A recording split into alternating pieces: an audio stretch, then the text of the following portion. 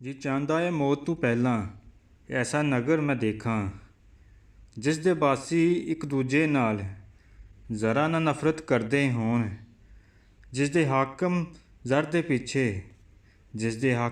ਦੇ ਪਿੱਛੇ ਸੱਪਾਂ ਵਾਂਗ ਨਾ ਲੜਦੇ ਹੋਣ, ਰੋਜ਼ ਰੋਜ਼ ਨਾ ਮਰਦੇ ਹੋਣ।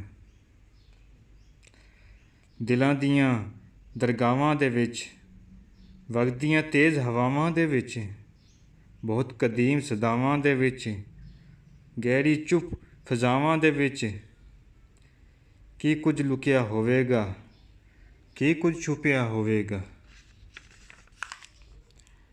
ਇਹੀ ਸ਼ਹਿਰ ਸੀ, ਇਹੀ ਮੈਂ ਸਾਂ, ਇਹੀ ਧੁੱਪਾਂ ਛਾਵਾਂ। ਅੱਜ ਮੈਂ ਇਕੱਲਾ ਸੋਚਾਂ ਰਾਵਾਂ, ਹੁਣ ਮੈਂ ਕਿੱਧਰ ਜਾਵਾਂ। ਇਸ ਦੁਨੀਆ ਵਿੱਚ ਜ਼ਿੰਦਾ